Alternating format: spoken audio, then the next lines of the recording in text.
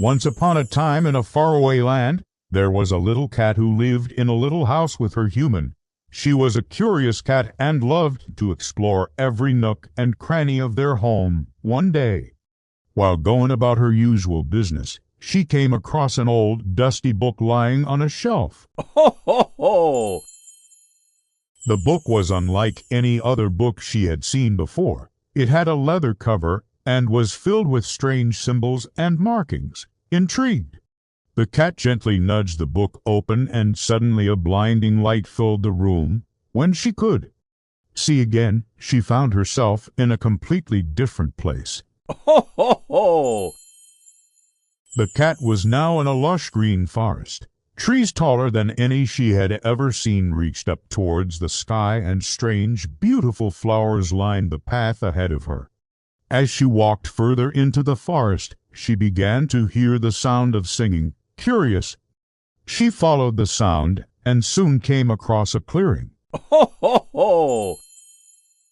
In the middle of the clearing was a large oak tree, and beneath it were 12 little houses, each more enchanting than the last.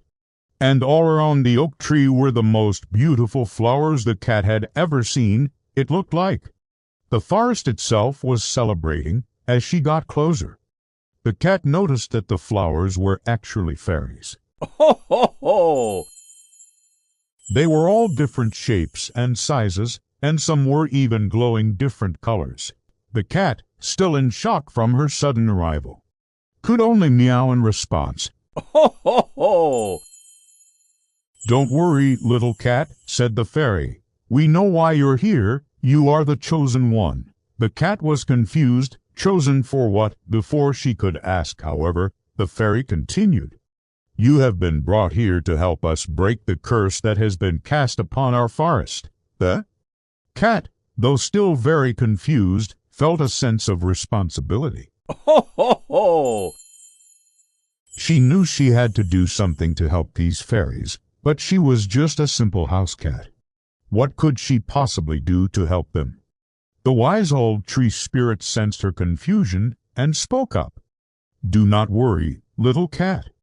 Even though you may be just a simple house cat in your world, here in the enchanted forest, you are a great hero." Ho, ho, ho!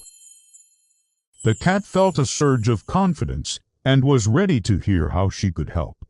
The tree spirit explained that the forest had been cursed by an evil witch, causing all the animals to forget their magical abilities and the flowers to lose their color and glow.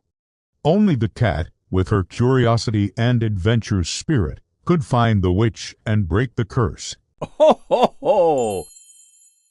The cat, determined to help, set off into the forest with the fairies following behind her.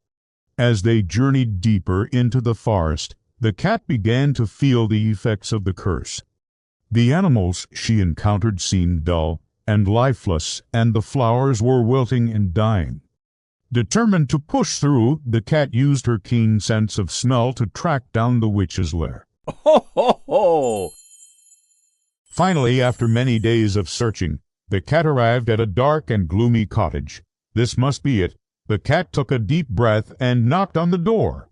When no one answered, she pushed the door open and stepped inside. The cottage was dark and dusty, and the cat could feel the evil witch's presence lingering in the air. Ho, ho, ho! Suddenly, the witch appeared behind her. "So, you're the cat everyone's been talking about," the witch sneered. "I've been waiting for you." Just then, all the fairies flew in through the window, each one glowing brightly. "You'll not hurt her, evil witch," they cried. The cat was scared, but she stood her ground. Ho, ho, ho!